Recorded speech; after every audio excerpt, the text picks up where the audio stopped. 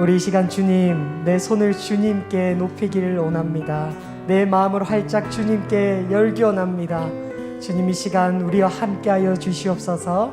이 믿음의 고백으로 우리 함께 찬양하며 나아갔으면 좋겠습니다.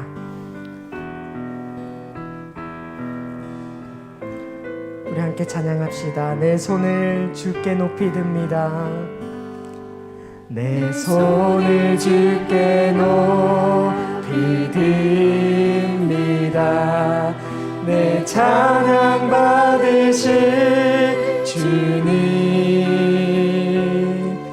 내 마음을 주께 활짝 엽니다. 내 찬양 받으실 내 손을 주께 높이 듭니다.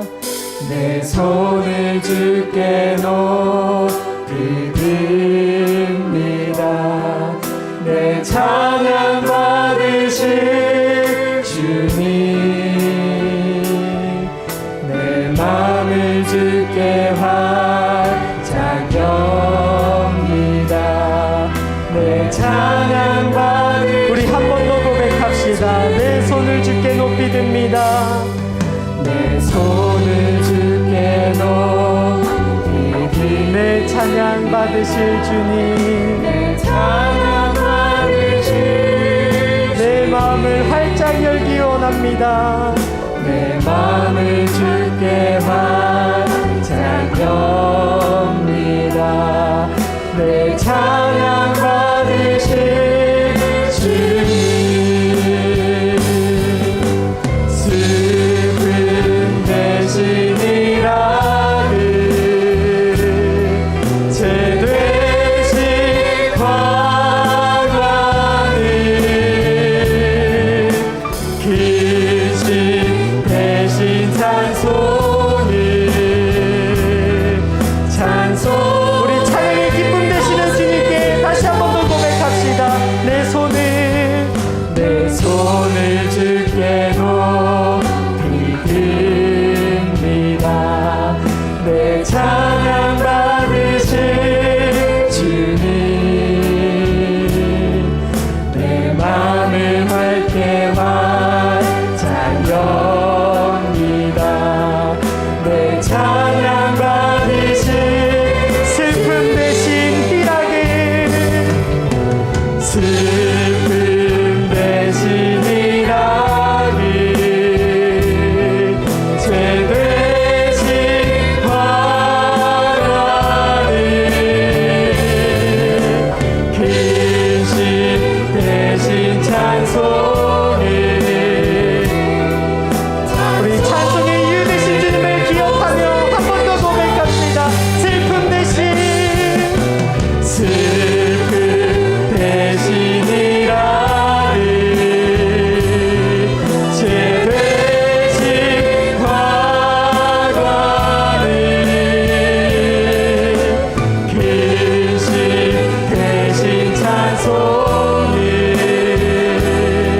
찬송의 옷을 주셨네.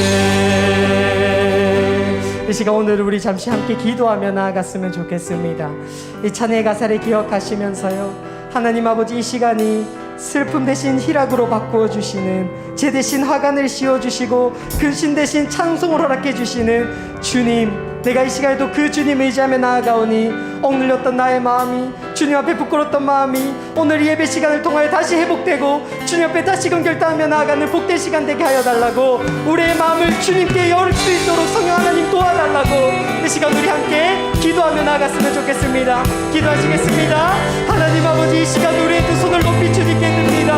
우리의 손으로 우리의 어떠한 것으로 주님 앞에 나아가는 것이 아니라 우리가 할 수 없음을 주님 앞에 이 시간 고백하며 우리의 정말 굳어지고 던져간 이 마음들을 다시금 활짝 열어 주님 앞에 나아가기를 원합니다. 성령 하나님, 이 시간 함께하여 주셔서 정말 그 슬픔 대신 희락으로 바꿔주시고 죄 대신 가능을 씌워주시고 정말 그 어려움 대신에 다시금 우리가 살아갈 힘을 주시는 그 주님, 그 주님을 의지하며 이 시간 나아가오니 주의 이 시간에도 함께하여 주시옵소서. 그래서 우리의 마음이 온전히 주님을 찬양하고 주님 앞에 온전히 예배함으로 나아가는 복된 귀한 시간 될 수 있도록 오직 주님 앞에 온전히 올려드리는 귀한 시간 될 수 이제는 살아계신 예수 그리스도의 이름으로 기도드립니다. 아멘. 우리 이 시간 기도한 대로 우리 성령 하나님을 의지함으로 이 시간 즐겁게 주님 앞에 찬양함으로 나아갔으면 좋겠습니다.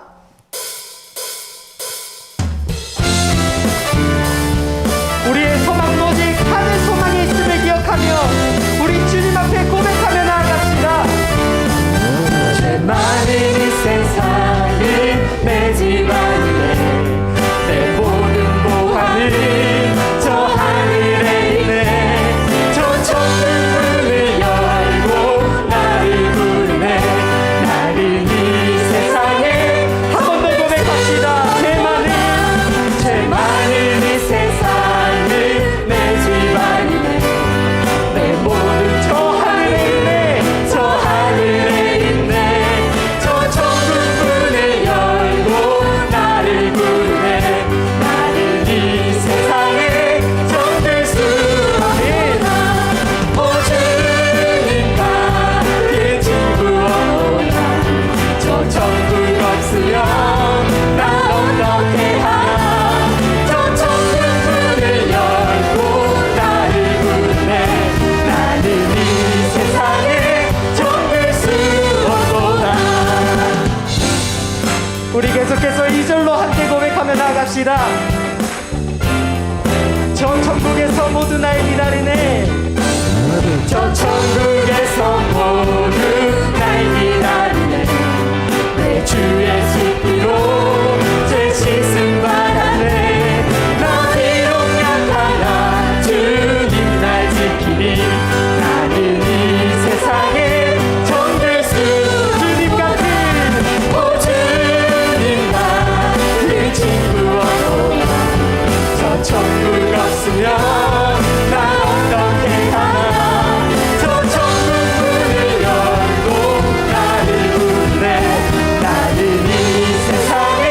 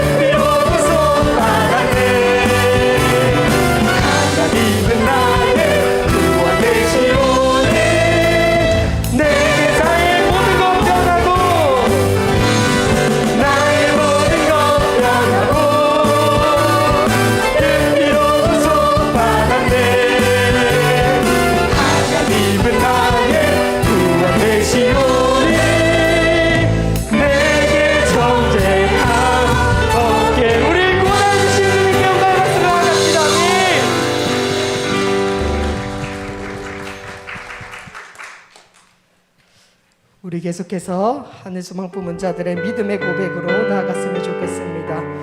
물이 바다 덮은 같이 여호와의 영광을 인정한 것이 온 세상에 가득한 그날을 우리가 기대하고 고대합니다.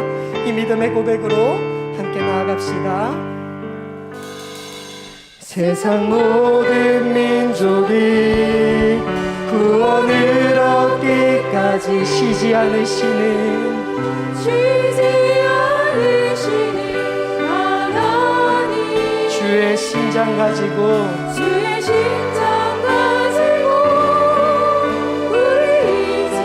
일어나 주 따르게 하소서.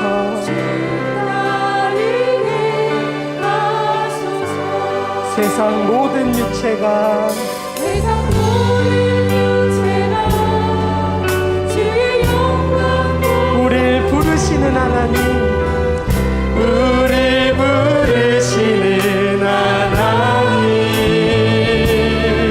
주의 손과 날 대어 세상을 치유하며 주 섬기게 우리 믿음의 고백으로 고백합시다. 물이 바다 높은 같이, 물이 바다 높은 같이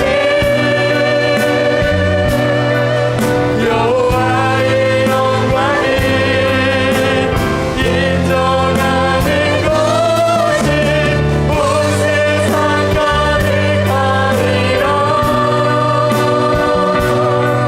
물이 바다 높은 같이, 물이 바다 높은 같이, 물이 바다.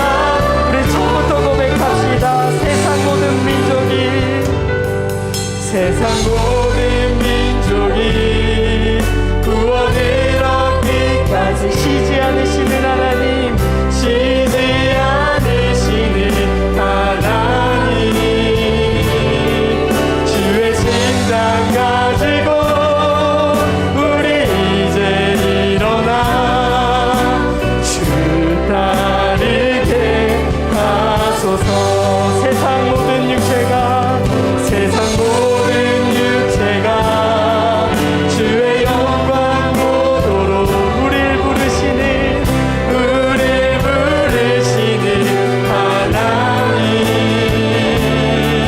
주의 손과 날 대어 세상을 치유하며 주 섬기게 한 물이 바다 높은 같이, 물이 바다 높은 같이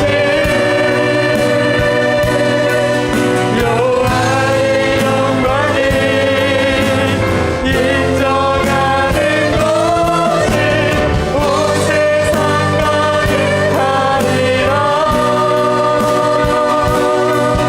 물이 바다 높은 같이, 물이 바다 높은 같이, 물이 바다 높은 같이 마지막으로 고백합니다. 물이 바다 높은 같이 여호와의 영광을 인정하는 것이 온 세상 가득하리라. 물이 바다 높은 같이, 물이 바다 높은 같이, 물이 바다 높은 같이. 우리 이 시간 함께 기도하며 나아갔으면 좋겠습니다. 이 시간 우리 함께 부른 찬양의 고백을 기억하시며 하나님 아버지, 일단 지금 우리가 주님 앞에 예배드리는 이곳이 주님의 영광 가득한 곳 되게 하여 주시옵소서. 주님은 이미 영광 받으시기에 충분하시지만 우리의 입술로 우리가 말씀을 듣는 그 마음밭으로 우리가 주님께 올려드리는 그 예배로 주님 영광 받아 주시옵소서라고 예배를 기억하며 우리 주님의 이름 부르고 함께 기도하며 나아가겠습니다. 기도하시겠습니다. 주님, 하나님 아버지, 정말 우리가 서 있는 이곳이, 우리가 예배드리는 이곳이 정말 주님 앞에 영광 받기에 합당한 자리가 되기 원합니다. 이 시간 주님 이곳에 함께하여 주셔서 우리 예배를 기뻐 받아주시고 그 말씀을 통해 우리가 다시 회복되고 이 세상의 나아감을 통해 다시금 주님 기뻐하시는 그 기쁨의 삶을 살아가는 우리의 모습이 될 수 있도록 주여 인도하여 주시옵소서.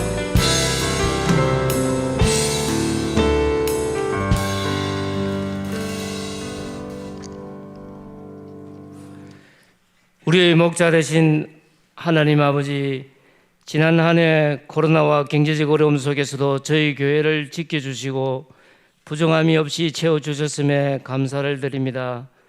모든 것이 전적인 하나님의 은혜임을 고백하며 감사와 찬양을 드립니다.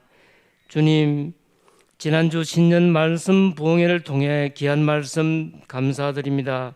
생명의 떡인 예수님을 늘 의식하는 온전한 믿음과 하늘나라 시민으로서 우리의 정체성을 인식하며 기쁨과 감사로 각자의 주어진 사역에 잘 감당하여 하나님께 영광 돌리는 한 해가 되게 하여 주옵소서. 코로나19로 교회가 어려움을 당하고 있고 있사오매 담임 목사님과 부교육자들에게 갑절의 영감을 다하여 주시고 성령의 능력으로 맡겨주신 귀한 사명 감당하기에 부정함이 없도록 주님 함께하여 주시옵소서. 주님, 하나님 나라를 위하여 기도합니다. 우리나라를 위하여 기도합니다. 분열과 갈등을 속히 치료할 하나님의 뜻에 합당한 새 대통령을 세워 주옵소서. 지금도 고통과 악압 속에서 기도하는 북한 동포를 기억하시고 그들에게 해방의 기쁨을 허락하시옵소서. 또한 하나님의 은혜로 고난을 극복하고 발전하게 하옵시고 하나님을 의지하고 예배하는 믿음의 나라가 되게 하여 주옵소서. 하나님, 이 세대를 분별하는 지혜를 주옵소서. 이 세대를 본받지 말고 하나님의 선하시고 기뻐하며 온전하신 뜻을 행하는 저희 믿음의 식구들이 되게 하시며 시험을 넉넉히 이기는 저희가 되게 하옵소서. 이 시간 주영열 목사님을 통해 전하시는 말씀 위에 권세가 있게 하시며 저희들의 마음 깊이 자리 잡고 있는 마라와 같은 선뿌리를 이 시간 만져주시고 하나님의 인애와 국률을 깨닫는 귀한 시간 되게 하여 주옵소서. 찬양과 경배를 온전히 드리며 기쁘게 받아주시고 하나님 홀로 영광 받아 주시옵소서. 이 모든 말씀 날고 원하신 예수님의 이름으로 기도합나이다.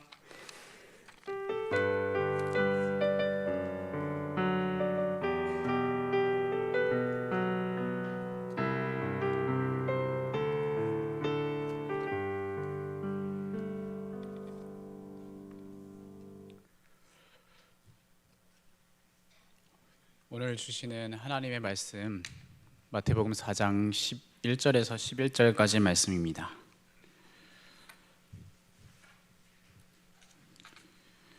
마태복음 4장 1절에서 11절까지의 말씀을 제가 읽어드리겠습니다. 여호와의 말씀을 들으십시오.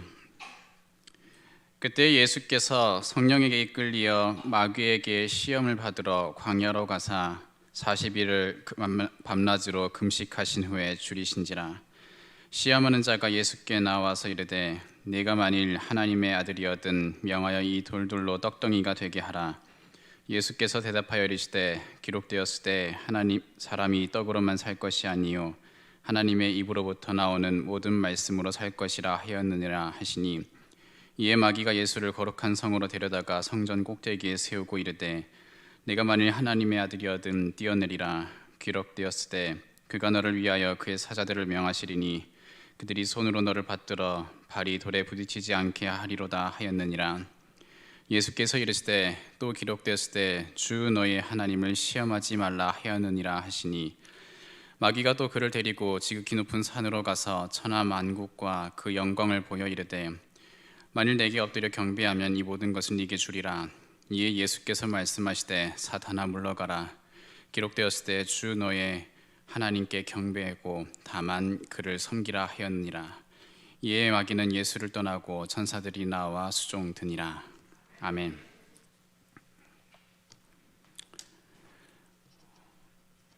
오늘 이 본문을 가지고 희망 고문을 끄는 하늘 고난이라는 제목으로 하나님의 말씀을 전해드리겠습니다. 예수님께서 잉태하신 것을 제가 이 자리에서 한번 나눴던 적이 있습니다. 예수님께서 잉태하신 것은 불가능한 곳에서 나타난 가능성의 상징이었습니다. 하나님과 교제가 불가능한 자들 가운데서 하나님과 교제가 가능한 첫 열매가 되어 주신 것입니다. 마치 사막에서 꽃이 피어난 것과 같았습니다. 그래서 그 예수님을 신랑으로 삼은 자는 그를 위하여 단장하는 신부가 된 교회가 되고, 교회는 그의 요구를 사랑의 속삭임으로 여겨서 자신에게 있는 흠이나 주름 잡힌 것을 제거하며 단장해 간다 말씀을 드렸습니다. 오늘 그 단장함이 고난이라는 것을 말씀해 드리려고 합니다. 신부가 신랑을 위하여 단장하는 그것은 고난이라는 것을 말씀드리겠습니다. 예수님의 생애는 한마디로 고난이라고 이야기할 수 있는데, 대체로 예수님의 고난 이야기하면은 이런 거 생각하잖아요. 고난 주간이 언제인지 아시죠? 언제죠? 대답해 주시길 부탁드리겠습니다. 부활절 전에 있죠. 예수님이 십자가에 달리시기 전에 채찍질 당하고 모진 고난을 당한 그런 주간, 그때 예수님이 고난 당했다 생각하기가 쉽습니다만은, 예수님은 태어나는 순간부터 그 모든 생애가 고난이었습니다. 우리가 알다시피 예수님은 아기의 몸으로 말 구유의 몸을 누이시었고, 육신을 입고서 그는 배고픔을 경험하고 굶주림과 목마름과 이런 것들을 경험했습니다. 알고 지내는 사람 사이에서는 오해를 사고 백성들에게는 배척을 받았으며 나아가 모욕을 당했습니다. 그리고 오늘 우리가 읽은 본문과 같이 사탄에게 시험까지도 받았습니다. 그는 머리 둘 곳이 없었습니다. 그래서 그의 인생 전체를 고난이라고 이야기를 합니다. 예수님의 고난을 지금 이제 읊어볼 건데요. 예수님의 고난 이러이러했습니다 이렇게 얘기했으니까 우리들보다 더 심한 여러 가지 십자가 고난까지 여러 가지 심한 어려움을 당했다, 이런 것을 지금 말하려고 하는 게 아닙니다. 예수님은 우리보다 더 심하고 어려운 고난과 어려움을 당했다라고 말하기에는 사실 정확하게 말하면 예수님보다 더 아프고 더 힘겹고 고통스럽게 사는 사람이 더 많습니다. 예수님이 당하신 그 고난을 생각해 봤을 때 육체적으로 소위 여러 가지로 힘겨워하는 사람들에게 야 예수님도 힘드셨어, 이게 위로가 안 된단 말이에요. 그러면 예수님의 이 고난의 생애를 우리가 왜 알아야 되고 어떤 필요가 있겠습니까? 이것입니다. 예수님의 생애와 고난받음은 나를 위한 것이다, 이겁니다. 나를 위한 것이다. 그냥 그 사람은 덩그러니 혼자서 고난받은 게 아니라 나를 위해서 받았다는 겁니다. 왜냐하면 보십시오, 그분은 고난받을 필요가 없는 분이십니다. 인생이 되지 않아도 되는 하나님이십니다. 그리고서 그가 인생이 되어 고난의 생애를 살아간 이유는 단 하나, 오직 우리 때문입니다. 오직 우리만을 위하여서 그는 고난의 생애를 사셨습니다. 그분의 고난은 우리를 위한 고난입니다. 누가 고난 당해달래? 그거는 그거고 난 지금 내가 당하는 고난이 하나도 안 사라졌잖아, 이렇게 생각할 수도 있습니다. 이렇게 생각하는 사람들이 있을 수 있습니다. 근데 우리는 우리가 예수님을 믿었다고 이야기할 때 예수님을 믿는다는 건 그분을 사랑하게 되었다는 의미이죠. 그러면 그분의 생애는 우리에게 그분을 향하여서 사랑을 불러 일으켜주는 요소라고 믿게 되는 겁니다. 그래서 그분의 생애가 고난이었다는 것을 알면 알수록 그분이 얼마나 우리를 사랑하셨는가를 알 수 있도록 된 게 믿음 가진 자의 반응입니다. 그렇게 그의 신부가 된 교회는 그분의 생애를 따라서 어떻게 살아야 할지를 배워갑니다. 예수님의 생애가 교회인 우리를 위한 생애였고 그 모습이 고난이었다면 교회인 우리의 생애, 우리도 고난입니다. 우리도 고난입니다. 지금 근데 여기서 말하는 고난은 구분하셔야 되는데, 세상 사람들이 고난받는다, 고통받는다 라고 하는 이 말과 구분하게 됩니다. 구분하셔야 됩니다. 이런 건데요. 하나님을 기뻐하는 욕망으로 살다가 얻는 고난, 하나님을 기뻐하고 좋아하고 사랑하면서 생긴 고난, 그러니까 세상 사람들과 다른 고난입니다. 이걸 예수님의 비유에서 발견해 볼 수 있는데 이렇게 한번 보십시오. 제가 말씀을 읽어드릴 텐데 들어보십시오. 마태복음 13장 44절에 천국의 비유가 있는데 이런 내용이 있습니다. 천국은 마치 밭에 감추인 보화와 같으니 사람이 이를 발견한 후 숨겨두고 기뻐하며 돌아가서 자기의 소유를 다 팔아 그 밭을 사느니라, 이렇게 얘기를 합니다. 천국을 비유하는 예수님의 가르침인데요, 이 비유에 등장하는 사람의 행동을 한번 생각해 볼까요? 상식적으로는 아무도 구매하지 않을 밭을 이 사람은 샀습니다. 아무도 구매하지 않을 밭을 돈 주고 샀는데 이 밭을 살 때 가진 소유를 다 팔아서 샀대요. 한두 푼이 아니라는 거죠. 이 밭을 얻고서 자기 가진 걸 다 끝났습니다. 자, 끝났습니다. 이 비유는 여기서 끝난 거예요. 이 사람은 어떻게 됐을까요? 거지예요. 지금 천국의 비유는 여기서 끝났습니다. 이 땅에서 천국을 이 발견한 사람의 모습을 비유한 것인데, 감추인 보화를 팔아서 밭을 구매한 자기 전 재산보다 더 많은 재산을 가지게 되었더라는 말을 안 해요. 팔고 끝났어요. 이렇게 발견한 사람의 삶은 자기가 가진 것을 이 천국을 위하여서 썼기 때문에 가난해졌습니다. 가진 것을 천국을 위해서 다 쓰고자 하는 것, 천국 시민의 모습이라 얘기합니다. 쓰다가 보니까 가진 것도 줄어들고, 그런데 이 상태로 자기가 가난해지고 줄어들었다고 해서 좌절을 하지가 않습니다. 왜일까요? 왜 좌절하지 않을까요? 알고서 했으니까. 그게 천국 시민의 태도라는 거예요.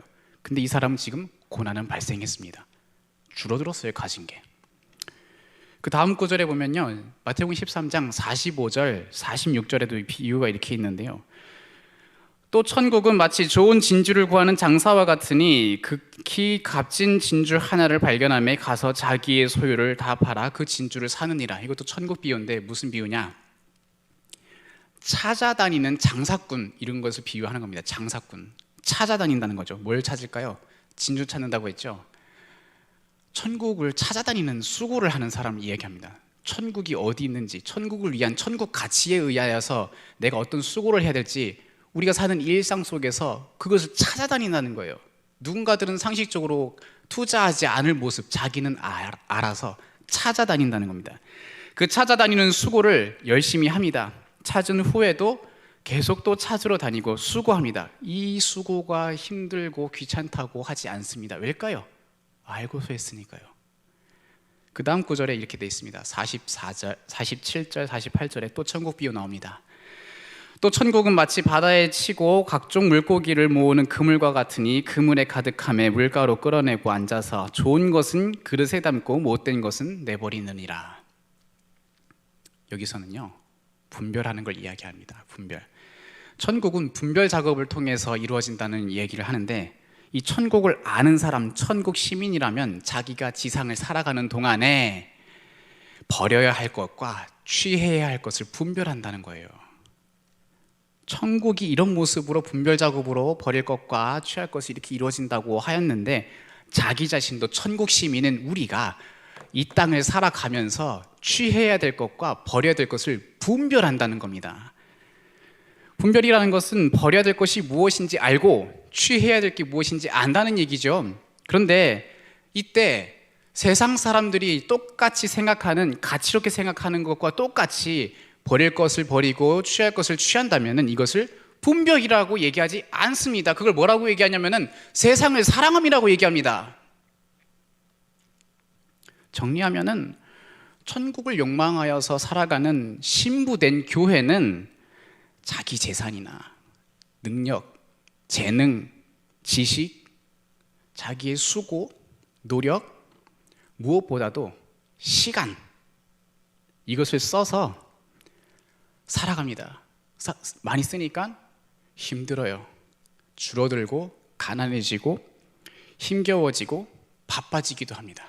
그리스도인이 바빠지는 이유는 세상 일을 많이 해서 바빠야 되는 게 아니라 세상 일을 하면서도 그 안에서 천국을 찾아야 되고 천국을 위해서 투자하고 수고하고 분별하기 때문에 그래서 바쁜 겁니다. 그래서 바쁜 거예요. 힘듭니다. 힘드시죠, 여러분? 안 힘드시군요. 예수님이 우리에게 소개해준 천국 시민의 모습이 이렇습니다. 그리고 이것을 고난이라고 얘기를 하고 이 고난의 생애로 사는 것을 예수께서 당하신 고난과 같은 취급을 해주십니다. 바울이 이렇게 얘기를 했죠. 너희를 위하여 받는 괴로움을 기뻐하고 그리스도의 남은 고난을 그의 몸된 교회를 위하여 내 육체에 채우노라. 바울이 바보입니까? 바보예요, 그 사람이? 아니잖아요. 자기 자신이 누군가들 때문에 고난을 받고 있는데 그것을 지금 바울은 기뻐했습니다. 골로새서 1장 24절의 말씀인데 바울은 기뻐한대요. 자기 육체라고 얘기했는데 자기 인생이죠. 자기 인생을 송두리째 그런 곳에다가 소비하고 허비하고 막 쓰면서 고난받고 있는 그것을 자기 육체에 채우는 것을 그리스도의 남은 고난을 채운다고 확신하면서 기뻐한다고 얘기합니다. 정신 나갔을까요? 아니면 진리일까요?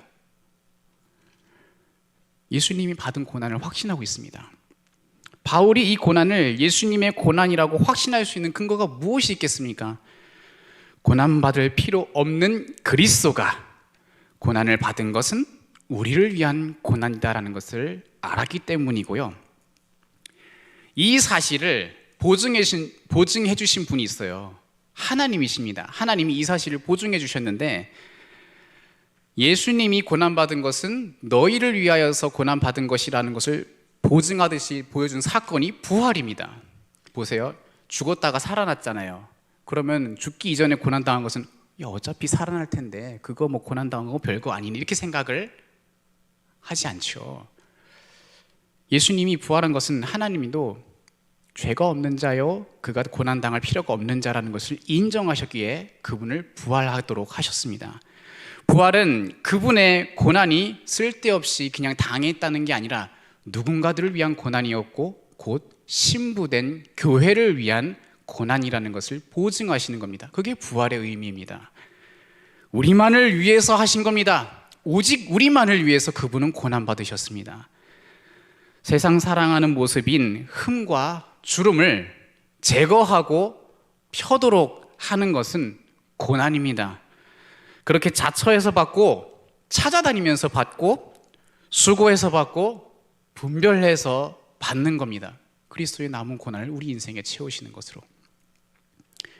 우리가 단장하는 건 늘 이런 식으로 이런 고난으로 이루어집니다. 부활로 보증되고 약속된 일이니 당당할 수 있습니다. 그 고난으로 죽어버리거나 더 비참해지거나 사라지는 게 아니라 우리는 그 고난을 받을지언정 어떻게 될까요? 예수께서 부활하신 것과 같이 우리도 영광스럽게 부활합니다. 고마운 일이죠. 그분의 부활이 영광스러운 모습과 같이 우리도 그와 같이 부활할 것이라고 고난 중에 자신의 고난을 쫓아 따라오는 교회에게 보증하시고 약속하신 겁니다. 그러므로 예수님의 고난의 생애는 우리 생애에 나타나야 합니다. 그게 잘 살고 있는 겁니다. 그게 좋은 겁니다. 예수님이 우리를 교회로 삼아 단장케 하시려고 고난을 받았다 이야기를 했는데 이 예수님의 이 복음의 진정함은 그리스도의 고난이 꼽히면서 증명되었습니다. 예수님이 영원한 양식을 먹는 자로 살면서 동시에 육신으로 실제 음식도 먹고 사셨죠. 근데 그분은 굶주리고 헐벗고 지내는 중에서도 영원한 양식을 먹음으로써 항상 배불리 계셨습니다. 맞지요? 40일간 굶주렸고 배고팠지만 그분은 항상 배불러 있었어요. 맞죠? 그 사건이 오늘 읽은 본문의 사건입니다. 마태복음 4장에 보십시오. 예수님은 배고프다고 아우 배고파 죽겠다 40일 굶었더니 너무 힘들어 죽겠어 아웅다웅하거나 다른 것을 제쳐두고서 다른 일을 하지 않는 모습들을 보여줍니다. 사탄에게 시험당하는 장면으로 시작을 하죠. 광야에서 만났습니다. 그리스도의 고난이 명시적으로 시작된 첫 번째 사건이 이것입니다. 사탄에게 시험을 받았다고 기록하고 있지만 우리가 알다시피 이것은 성령님의 인도함을 받아서 이루어졌다는 것을 복음서들에서 각각 병행문에서 이야기를 하고 있습니다. 인생을 위해 고난받으러 오신 예수님은 인생의 대표자로 그 자리에 섰습니다. 인생의 대표자 원래 누구죠? 지금 근데 제가 질문을 하는 이유가 있어요. 이게 졸음 오는 시간이니까 자꾸 유도하는 겁니다. 대답을 해주시면 감사하겠습니다. 졸린 시간이잖아요. 대표자 누구예요? 대표자 누구죠? 인류의 대표자. 예, 아담입니다. 인류의 대표자가 아담인데 지금 예수님이 다시 대표자로 서 있습니다. 아담은 어느 곳에 있었었죠? 에덴 동산에 있었었죠. 그런데 두 번째 아담으로 서신 예수님이 서 있는 곳은 어디입니까? 광야입니다. 죄는 에덴 동산을 망쳐놓아서 이 땅에 광야와 같은 곳으로 만들었고 그곳에 두 번째 대표자로 아담이 된 예수께서 서 계십니다. 이곳에서 범죄한 인류가 받고 있는 사탄의 시험 세 가지를 대표자 되신 예수께서 받으시는데요. 처음에 뱀이 유혹한 사람은 아담의 아내를 유혹하여서 그들을 무너뜨렸습니다만 지금 이 장면에서는 예수님께서 신부된 교회의 신랑으로서 대신 싸워주고 계십니다. 그리고 결과적으로는 승리하셨죠.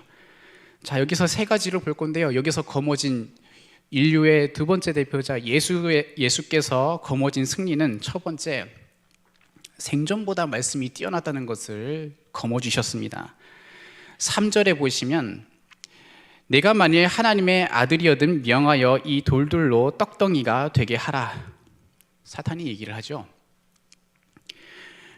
오랫동안 굶었으니까 배고프지 않냐, 돌로 먹을 걸 만들어서 먹어라, 이렇게 얘기하는 건데요. 사탄의 의도는 굶주림에 시달린 인생이 얼마나 광적으로 살고 있는지 보라.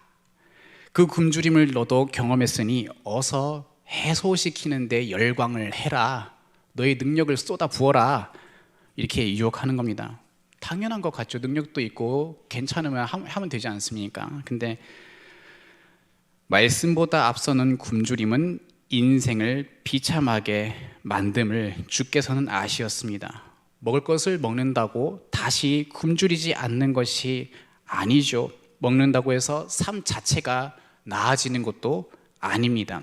그런 인생인 것을 주께서는 대표자로서 말씀으로 변호해 주셨습니다. 그래서 이렇게 말씀하셨죠. 4절에 기록되었으되 사람이 떡으로만 살 것이 아니요 하나님의 입으로부터 나오는 모든 말씀으로 살 것이니라. 주님은 그 자리에서 굶주림의 고난을 당하셨습니다. 두 번째는 연약함보다 말씀이 뛰어나다는 것인데요. 6절을 다 함께 읽어보겠습니다. 성경책을 보십시오. 6절 다 함께 읽어보겠습니다. 시작. 네가 만일 하나님의 아들이어든 뛰어내리라. 기록되었으되 그가 너를 위하여 그의 사자들을 명하시리니 그들이 손으로 너를 받들어 발이 돌에 부딪히지 않게 하리로다 하였느니라. 말씀으로 하나님을 시험해보고 싶은 마음을 자각한 겁니다. 이게 연약함이라는 거예요. 하나님을 시험하고 싶은 연약함. 사탄의 의도는 연약해서 넘어지는 인생을 하나님이 어떻게 돌보시느냐라고 도발한 겁니다. 하나님을 시험하기 위해서 말씀을 듣는다는 건 비참한 겁니다. 어디 내가 잘 살아지나 한번 확인해 볼까? 말씀 따라 보자. 어디 내가 정말 어떻게 되는지 보자. 이 말씀 따르면 뭐가 이루어지는지. 이게 비참한 거예요. 시험해도 달라지지 않습니다. 말씀은 시험하는 게 아니라 순종하는 것이다 라고 예수께서는 가르치시면서 이야기를 하시죠. 7절에 예수께서 이르시되 또 기록되었을 때 주 너희 하나님을 시험하지 말라. 이때 예수님께서는 연약함의 고난을 인정하시면서 자신의 이 육신의 삶을 받으셨습니다. 세 번째, 돈보다 말씀이 뛰어나다는 건데요. 9절을 한번 읽어보겠습니다. 시작. 만일 내가 엎드려 경배하면 이 모든 것을 네게 주리라. 많은 것을 가질 수 있다면 무엇을 못할까? 자극을 합니다. 신앙 때문에 원하는 걸 원하는 많은 걸 가질 수 있다면 얼마나 좋겠어요. 그게 유혹을 이렇게 하는 겁니다. 대신에 사랑하고 숭배해야 이 모든 것들을 줄게 라고 제안을 한 거죠. 돈은 사용하는 것이지 우리를 대신한다거나 우리가 숭배하고 그것에 노예로 살아갈 요소가 아닙니다. 우리가 우리 스스로 노예로 자처하면서 숭배하고 사랑할 대상은 오직 하나님뿐이라고 주님이 가르치십니다. 10절에 사탄아 물러가라 기록되었을 때 주 너의 하나님께 경배하고 다만 그를 섬기라 하였느니라. 주님은 다른 대상을 맞이할 수 있는 이 연약함과 고난을 인정하시면서 물리치셨지만 받으십니다. 이것은 사탄의 시험이었지만 예수님은 성령님의 인도함 받아서 받은 것입니다. 성령님의 인도함을 받지 못하는 인생들, 곧 죄인들은 늘 사탄의 시험만 받습니다. 하지만 우리가 이렇게 시험을 받을지라도 그것은 성령님의 인도함을 받는 자가 되었기 때문에 예수님이 이와 같은 것을 받으신 것처럼 우리는 오히려 성령님의 인도하심을 따라서 이길 수가 있게 되었습니다. 그가 먼저 받으셨고 이기셨습니다. 예수님의 고난의 생애, 만약에 우리의 생애가 예수님의 고난의 생애가 우리 삶에 없다면 어떨지 이야기를 해보겠습니다. 오히려 더 힘들 것인데요. 왜냐하면 그분의 고난은 우리의 생활을 증거하는 표지이지만 이것이 없으면 겉과 속이 다른 외식의 삶이 되기 때문이에요. 신앙생활 하는 사람들 외식이 가장 위험한 거 아시죠? 차라리 불신자가 됐으면 됐지 외식이 정말 위험하고 공포스럽고 두려운 거 아시죠? 외식의 삶 이런 겁니다. 아빠와 아들 관계를 생각을 해보겠습니다. 아빠와 아들이 있습니다. 여기에 아빠와 아들이 있는데 아들이 어른이 됐어요. 성년이 되어서 친구들이랑 놀러 가고 싶다고 아빠한테 얘기를 해요. 아빠, 저 친구들이랑 며칠 놀다 가고 싶은데 아빠 차를 빌려서 가면 안 될까요? 그래, 차 빌려줄 테니까 친구들이랑 놀다 와. 그런데 아들아, 가기 전에 아빠 차를 좀 세차하고 가라, 이렇게 얘기하고 약속을 했습니다. 근데 아들이 이제 여행을 떠날 날이 되니까 세차를 해야 차를 빌려갈 수 있게 됐어요. 하기가 싫은 거예요. 저거 언제 다 하지? 여행은 가야겠고 세차는 하기 싫고. 여행을 가기 위한 시간이 다가오니까 이 아들이 세차를 합니다. 아빠는 아들이 시큰둥했던 이런 태도를 봤기 때문에 쟤 세차 안 하겠네, 그럼 난 안 빌려줘야겠다 생각을 하고서 지나가지만 다시 보니까 아들이 세차를 하고 있어요. 근데 이 아들이 세차를 하고 있는 이유가 뭘까요? 아버지가 하신 말을 기뻐하면서 받아서 네, 알겠어요 라고 기뻐하면서 아버지를 사랑하면서 세차한 겁니까? 아니면 마지 못해서 원하는 것을 받기 위해서 세차한 겁니까? 후자죠. 아버지의 명령은 기뻐하지 않고 오직 아버지의 차만 사용하고 싶은 것, 이러는 사이에 아버지와 아들 사이는 관계는 아버지와 아들인데 늘 서먹하고 교류는 없고 필요한 것만 주거니 받거니 하는 남 아닌 남 같은 이상한 사이로 되겠죠. 외식은 아버지와 잘 지내는 채 하는 겁니다. 사랑은 없고 이용만 하려고 합니다. 집에 들어가면 잔소리가 하니까 그게 싫어서 들어가길 싫어합니다. 아빠나 아들 서로 간의 마음을 헤아리기 싫고 귀찮습니다. 신자가 외식을 한다면 그것처럼 힘든 생애도 없습니다. 그리스도의 고난이 아니면은 그리스도인의 삶은 정말 힘듭니다. 생지옥과 같습니다. 죄인의 비참함이라고 볼 수 있습니다. 예수님은 바로 이것에서 건져주시기 위해서 자기가 고난받고 죽은 건데, 이것을 자기의 생애에 그리스도의 고난을 담지 않는 사람들은 계속 고통받으면서 울부짖습니다. 왜 뭔가 안 될까? 왜 뭔가 안 되지? 복음은 예수님 때문에 하나님을 아버지로 알되 사랑하는 겁니다. 복음 없이도 하나님께 필요한 것을 구할 수 있습니다. 하나님을 아버지로 사랑하지 않고서도 예배는 참석하는 게 가능합니다. 봉사도 열심히 할 수 있습니다. 헌금도 잘 할 수 있습니다. 그것들은 복음의 행위가 아닙니다. 복음을 따른 이후에 감사해서 하는 행위가 예배고 봉사고 헌금이지 그것 자체가 복음과는 관계가 없어요. 외식은 바로 이런 현장에서 정말 많이 이루어집니다. 많이 예배하고 많이 봉사하고 그런데도 괴로운 삶. 얼마나 힘들까요? 천국 시민이 가진 욕망을 따라서 살아가며 얻는 고난은 좀 힘들고 수고로워도 행복해요, 마음이. 예수님을 상상해 보십시오. 예수님이 고난받은 중에서도 히브리서에서 그렇게 얘기하지 않습니까? 그가 그 고난 중에서도 그 너머에 있는 기쁨을 보고 참으셨더라. 기뻐하시면서 그것을 받아내셨습니다. 주님이 진짜 이거 뭐 너무 그 고난 자체는 괴로워하셨지만 힘들어하셨지만 나 이제 끝장났구나 이렇게 하시지 않았죠. 복음을 따라서 하나님을 사랑하는 자는 지상에서의 형통을 자기 소망으로 삼지 않습니다. 근데 성경에 형통의 대명사인 요셉이 있잖아요. 요셉은 승승장구해서 총리도 됐잖아요. 이렇게 얘기를 한다면은 모세는 모르는 것이죠. 모세는 부귀영화를 버렸잖아요. 그죠? 히브리서에서는 모세가 어떠했든지 이렇게 표현을 하죠. 그리스도를 위해 받는 순환을 애굽의 부귀영화보다 값지게 여겼더라 이렇게 얘기를 합니다. 요셉은 원하는데 모세는 원하지 않는다는 건 이상한 거 아닙니까? 요셉이나 모세나 둘 다 어땠냐면 둘 다 천국 시민으로서 자기가 가진 모든 것을 쏟아서 보아가 감추인 그 밭을 산 사람들입니다.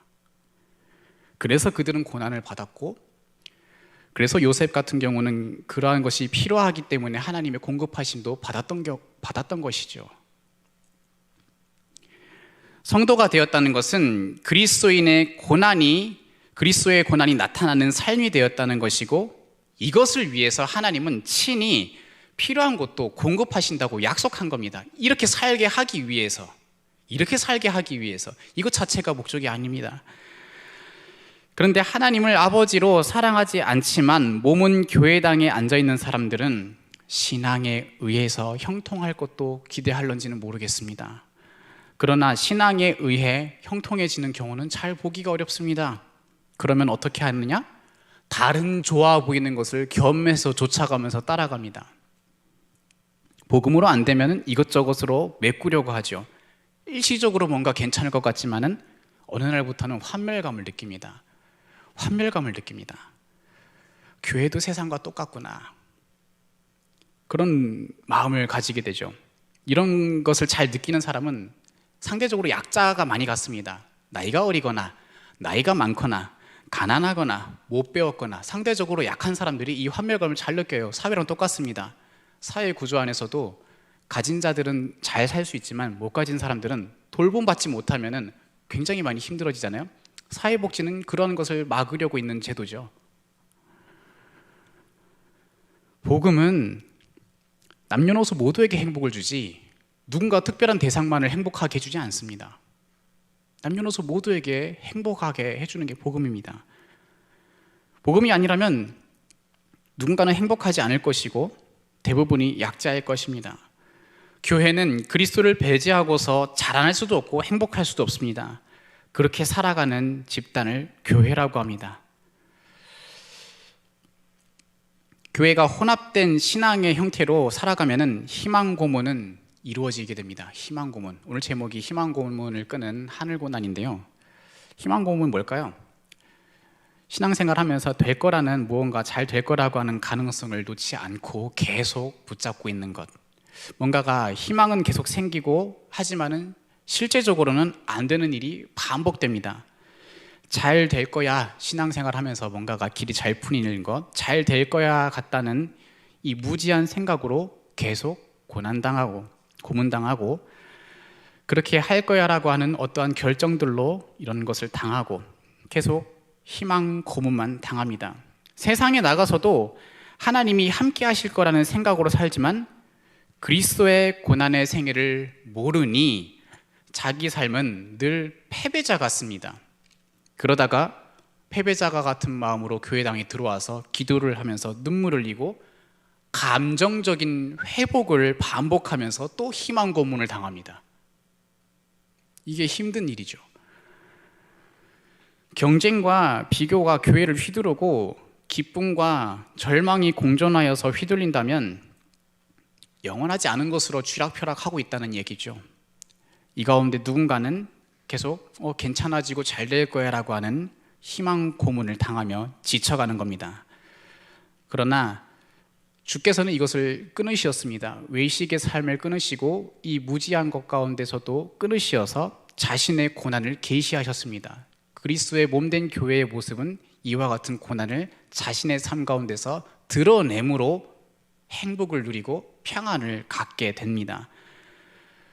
하늘 고난을 우리에게 나타나게 하셔서 참된 삶을 확인하면서 살게 하여 주셨습니다. 예수님은 지상에 태어나 인생이 되셔서 갖은 고난을 당했습니다. 그 모든 고난으로 인하여서 우리는 나음을 받았지요. 그가 지상에 오셔서 우리를 비춰보니까 우리는 죄덩어리고 고난의 도가니였더랬습니다. 그런데 그가 어느 날부터 고난을 다 받으시더니 그것으로 내가 받아야 할 고난을 대신한다고 말씀해 주십니다. 내가 받아야 할 고난을 그가 대신 다 받았다라고 이야기를 하심으로 지금 내가 그분을 따라다가 받는 고난은 그분의 고난이 되어지는 겁니다. 세상에 어줍잖은 희망놀이로 희망 고문을 늘어놓을 때에 복음을 따라서 겪는 하늘 고난으로 이것을 끊게 하셨습니다. 사탄에게 시험받아 인생들의 생존 문제, 연약한 문제, 돈 문제를 이기게 하셨습니다. 우리가 그분을 따르다가 생존, 연약한 돈 문제를 겪다가 그런 문제를 겪어도 천국을 따르면서 겪는 고난이 되게 하셨습니다. 그런 고난의 삶을 찾아가는 인생으로서 우리를 초청하시는 겁니다. 하늘 고난을 사모하셔야 됩니다. 우리 인생에, 우리 삶에 그 고난을 닮은 모습으로 나타나기를 원하셔야 되고 사모하셔야 됩니다. 그렇지 않으면 정말 희망 고문으로 이리저리 치이면서 살다가 겨우 구원받는 일이 생기는 겁니다. 겨우 구원받습니다. 우리에게 아버지를 기뻐하고 영광 돌릴 만한 욕망이 있습니까? 겨우 구원받는 사람에게는 그것을 하기가 쉽지가 않습니다. 주님의 고난을 따라서 지상에서 겪는 희망 고문에서 벗어나고 하늘 고난을 받음을 확인하시어서 그분의 고난을 내 인생에 채우게 하신 것을 기뻐할 수 있는 저와 여러분 되시기를 바랍니다. 기도하도록 하겠습니다. 거룩하신 아버지 하나님, 우리에게 예수 그리스도의 생애를 보여주시고 가르쳐 주신 것을 감사합니다. 불가능한 인생 속의 가능성으로 우리 가운데 잉태하여 주시고 또 우리의 생애가 어떤 모습인지 친히 고난의 모습으로 보이셔서 외식의 삶이 아니라 참된 천국 시민의 삶, 하늘나라를 살아가는 우리들 될 수 있도록 가르쳐 주심을 감사합니다. 하나님, 우리가 욕망하고 있는 것들 속에 무엇을 욕망하고 살아가는지 돌아보게 해주시고 돌아다니면서 밭에 감추인 보화를 욕망하면서 그 수고를 하면서 자신이 가진 것을 잃거나 잃어버리거나 줄어드는 이런 고난이라도 고생하면서 자신의 에너지와 시간과 재능 모든 것들이 그렇게 수고롭게 될지언정 우리는 알고서 그랬고 바라면서 그랬사오니 우리가 그렇게 계속해서 살아갈 수 있도록 마음 가운데 깨닫게 하여 주시고 가르쳐 주시옵소서. 어줍지 않게 앓고서 신앙으로 무엇인가 될 거라고 상상하며 희망 고문을 당하는 이 땅의 삶 속에서 우리를 건져 주시었으니 친히 보이신 하늘 고난을 가지고 우리가 사모하게 하여 주시고 우리가 우리 자신의 삶을 돌아보아 이 고난을 내 육체 가운데 채우기를 기뻐하고 감사하고 찬송할 수 있는 우리를 되게 하여 주시옵소서. 그래서 우리 주어진 삶을 아버지 구원해 주셔서 감사합니다가 아니라 열렬하게 사랑하고 더욱더 사랑하고 치열하게 사랑하는 아버지를 향한 뜨거운 사랑을 가진 우리 자식들 되게 하여 주시고, 그 열망으로 인하여서 하나님 나라가 확장되어져 갈 수 있도록 인도하여 주시옵소서. 예수님의 이름으로 기도드립니다. 아멘. 하나님을 찬송하겠습니다. 찬송가 491장입니다.